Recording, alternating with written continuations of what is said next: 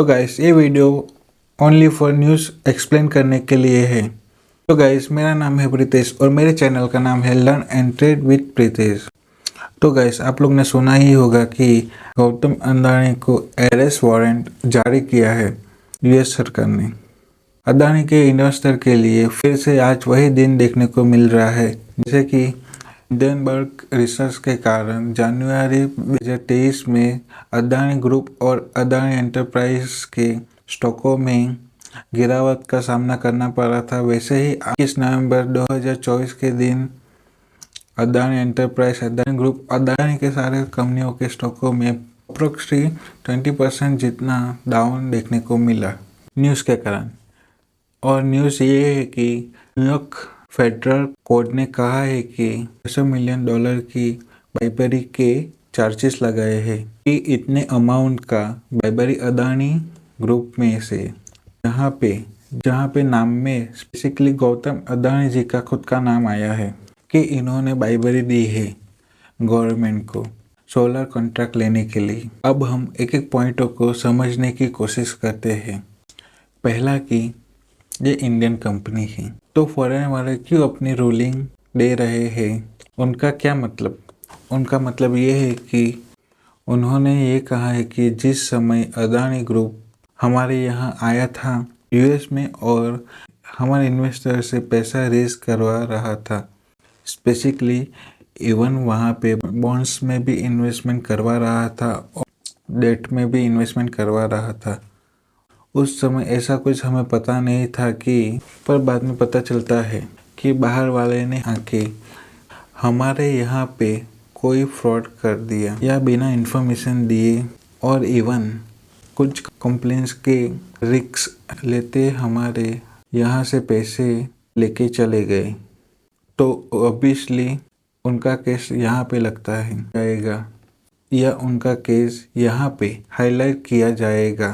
यह हो गया सबसे मेन बात। सेकंड इम्पोर्टेंट पॉइंट, इस कंप्लीट मेस के चलते हुए जितने भी अडानी ग्रुप के बॉन्ड्स थे, जैसे कि एक तो होता है इक्विटी मार्केट में फॉल आना और इक्विटी मार्केट के रिएक्शन पे और इमोशन पे होता है और बैड न्यूज़ पे अपना इम्पैक्ट देता है। पर एट द सेम टाइम जो भी डेट था अडानी ग्रुप का वो भी 7 से 10% फॉल हो चुका है। मतलब कि एक एग्जांपल लेते हैं, आपने जो एफडी करवा रखी है और आपको पता चले कि एक ही दिन के अंदर एफडी 10% टूट गई तो आपको कैसा लगेगा? बस वही समझ लीजिए कि इस अडानी ग्रुप के डेट के साथ हुआ है। एक ही दिन में वहां पे अचानक से डीप डिस्काउंट आ गया। मतलब कि जिसके पास भी अडानी ग्रुप के डेट है, बॉन्ड्स है, इसके ऊपर विश्वास नहीं है, अडानी ग्रुप पूरा पे कर पाया नहीं कर पाया या फिर वहाँ पे रिस्क लगता है। इसके कारण इस इमोशनल को ध्यान में रखते हुए उनके डेट की वैल्यू बढ़िया हो गई। इसमें इम्पैक्ट इमीडिएटली ये हुआ कि $600 मिलियन का जो बॉन्ड अडानी ग्रुप लाने वाला था उसे पोस्टपोन कर दिया है, तक करा है, उसकी इन्फॉर्मेशन नहीं है। पर इनडिफाइनेटली एक बार तो पूरा पोस्टपोन कर चुके हैं। अब फाइनल बात करते हैं इसमें होगा क्या। होगा ऐसे कि इस केस को ऑब्वियसली अडानी ग्रुप केस लड़ेंगे यूएस में जाके, क्योंकि वहाँ पे अभी तो डिस्ट्रिक्ट कोर्ट से रूलिंग आया है और वहाँ पे भी हाई कोर्ट में जाया जाएगा और उसके अगेंस्ट में केस लड़ा जाएगा। फिर वहाँ पे कंक्लूजन दिखेगा।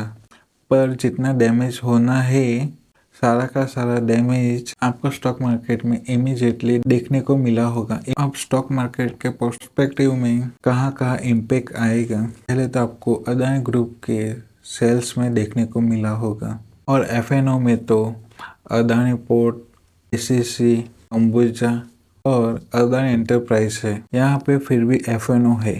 पोजीशन के चलते हुए थोड़ा बहुत कहीं ना कहीं रुक जाए तो अच्छा होगा। पर जितने भी कैश के स्टॉक है वहाँ पे तो काफी पेन होना इमीडिएटली इम्पैक्ट हो जाता है।